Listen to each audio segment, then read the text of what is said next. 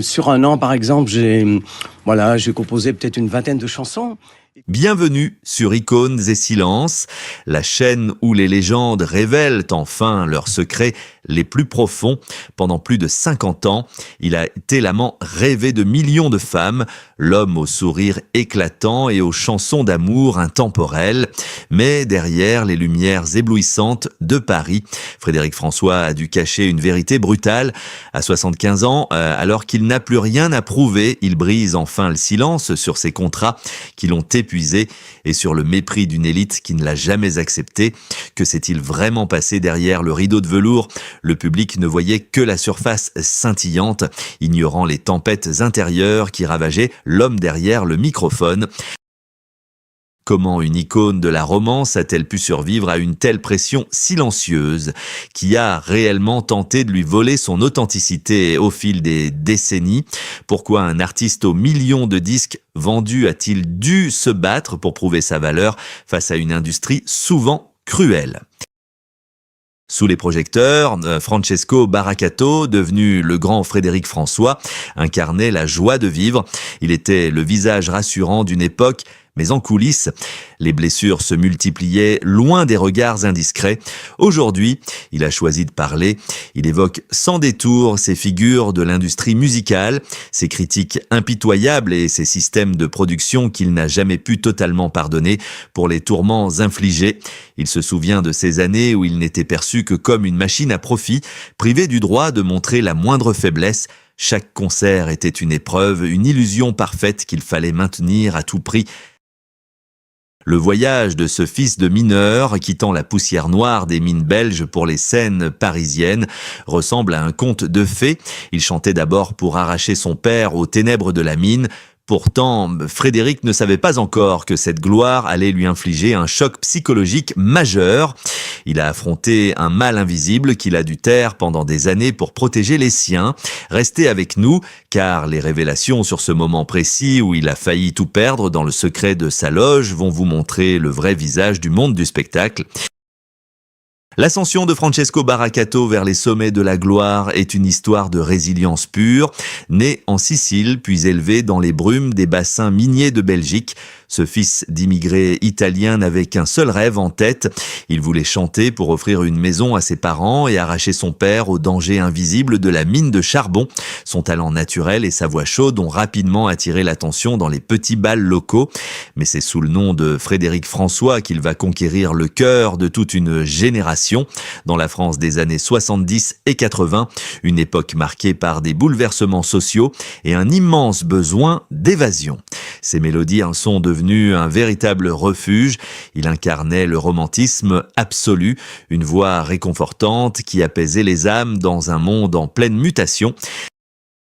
Chaque nouvelle chanson devenait instantanément un phénomène de société, avec des titres inoubliables comme « Laisse-moi vivre ma vie », il a fait chavirer des millions de cœurs, puis sont venus les triomphes de Chicago et surtout de son hymne incontournable « Je t'aime à l'italienne ». Ses mélodies résonnaient dans tous les foyers, à la radio, à la télévision et dans les salles de concert pleines à craquer.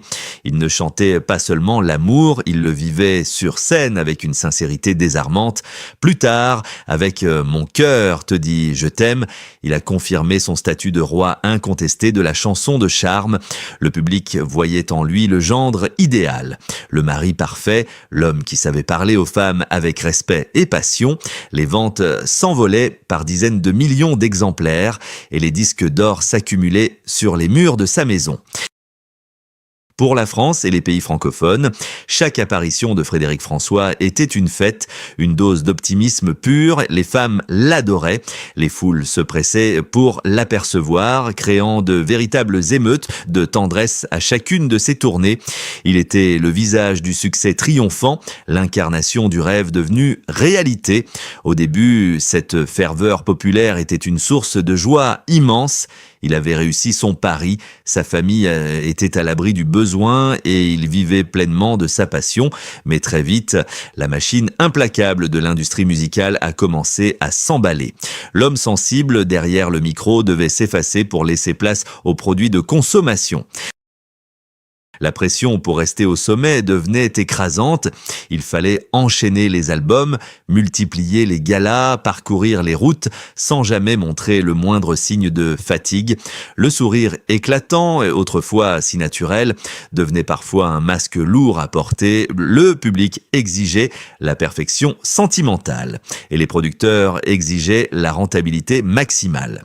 Frédéric devait rester ce prince charmant, intouchable, cachant ses doutes et ses épuisements derrière ses costumes impeccables.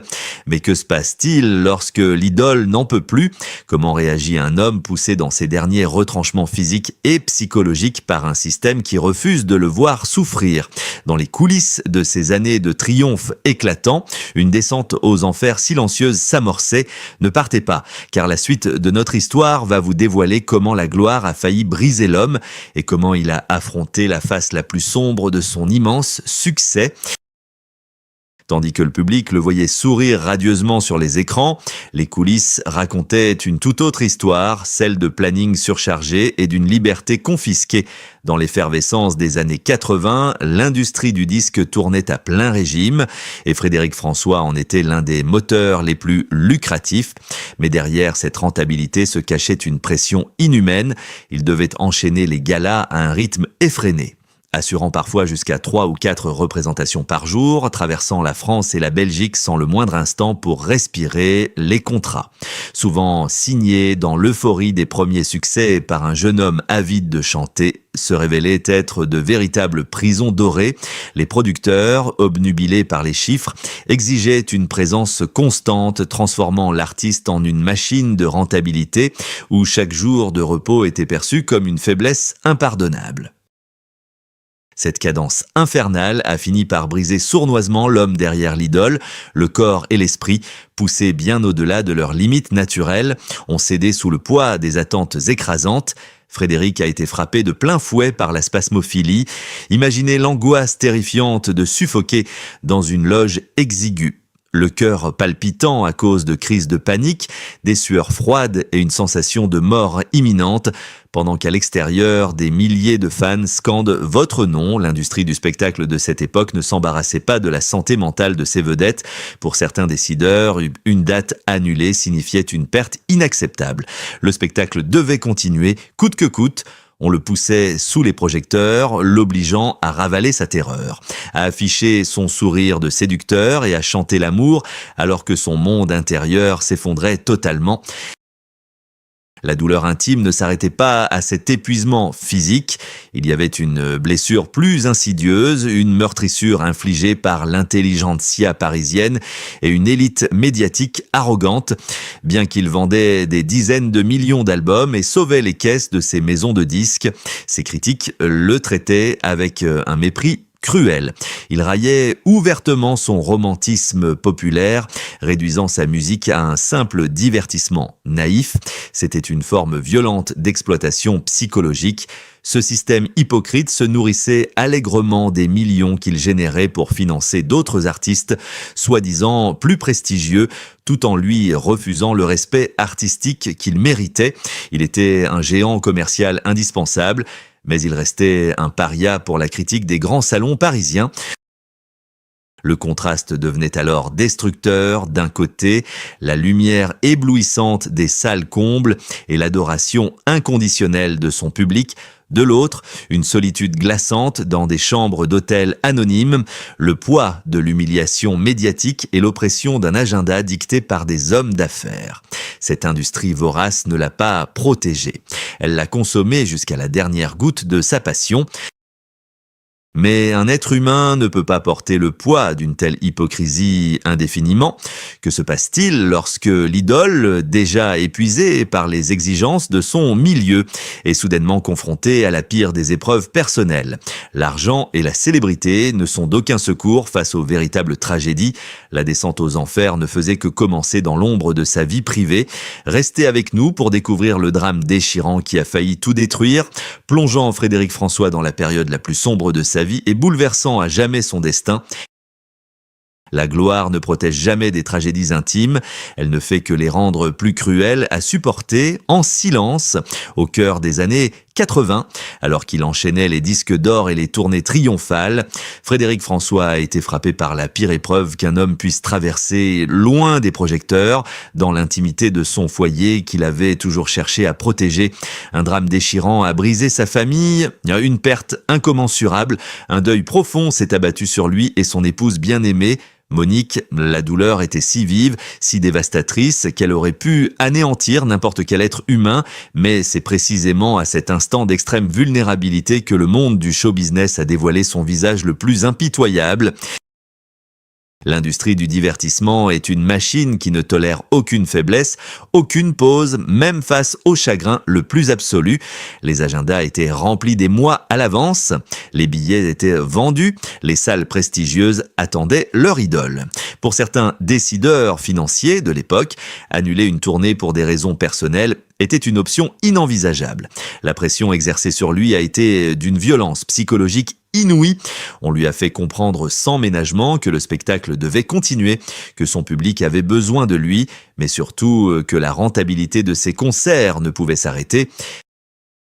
Imaginez le supplice d'un homme anéanti par le chagrin qui doit, soir après soir, enfiler son costume de velours et afficher un sourire radieux. Il devait monter sur scène, baigné dans des lumières aveuglantes, pour chanter l'amour heureux, l'espoir et la passion ardente, alors que son propre cœur était en cendres. Chaque note joyeuse, chaque refrain entraînant qu'il offrait à son public était une véritable torture intérieure. Il pleurait en silence dans l'ombre de sa loge avant de masquer sa peine sous les applaudissements assourdissants.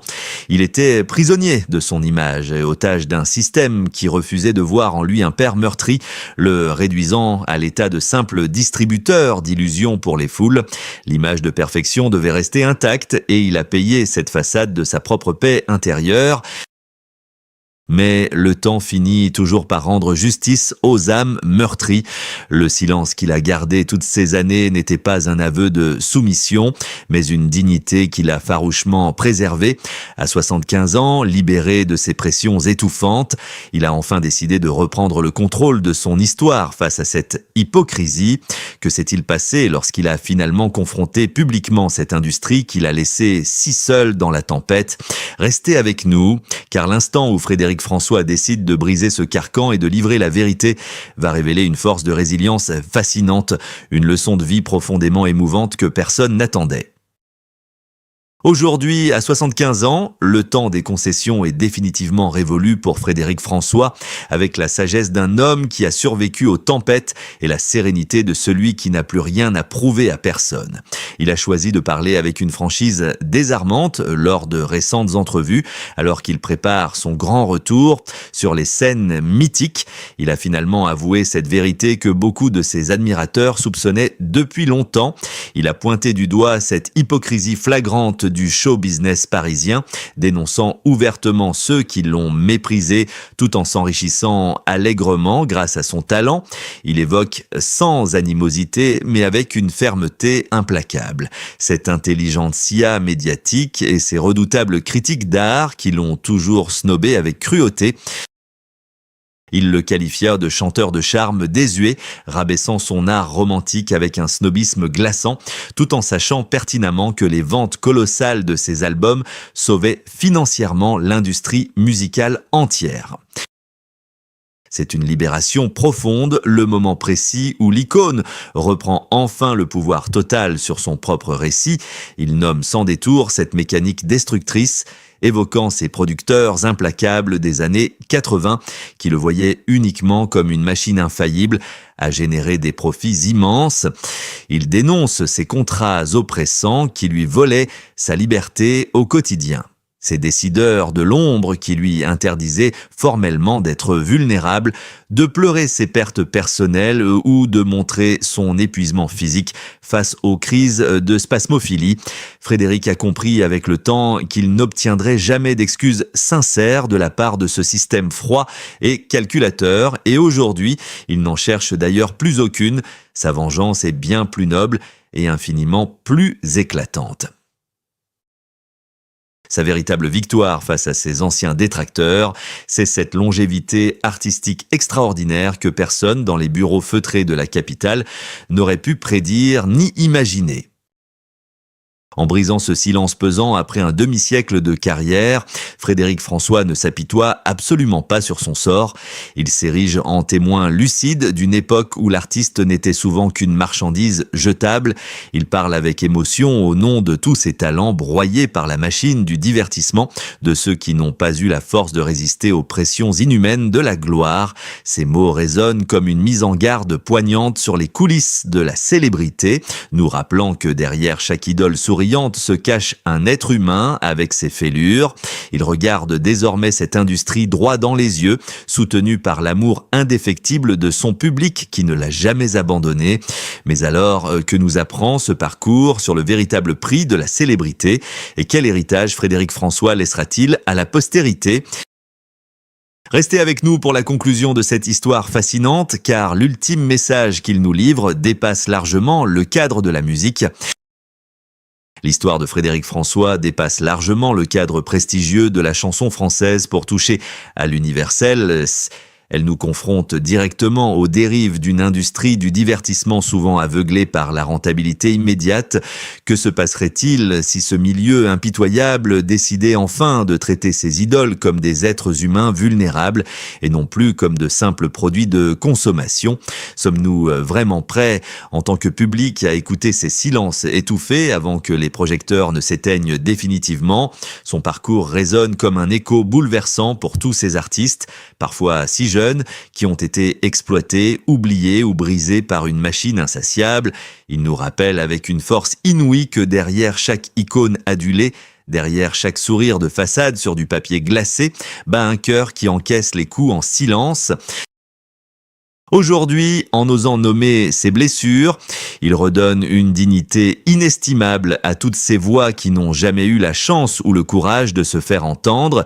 C'est une véritable leçon d'humanité et de résilience qu'il nous offre, prouvant que le véritable triomphe ne se mesure pas au nombre de disques vendus, mais à la capacité de rester fidèle à soi-même face à l'adversité. En reprenant le contrôle de sa narration à 75 ans, il clôt ce chapitre douloureux avec une élégance rare. Comme il pourrait si bien le dire en regardant son parcours avec fierté, « Je ne cherche aucune vengeance ni aucune pitié de personne. Je veux simplement que mon histoire soit enfin racontée avec ma propre voix, sans filtre et sans artifice. L'homme a vaincu la machine, mais la sincérité a fini par triompher de l'hypocrisie. » Merci d'avoir partagé ce moment de vérité avec nous sur Icônes et Silences. Et n'oubliez jamais de regarder au-delà des apparences, car les plus grands drames se jouent souvent dans l'ombre des plus vives lumières. À très bientôt pour une nouvelle histoire.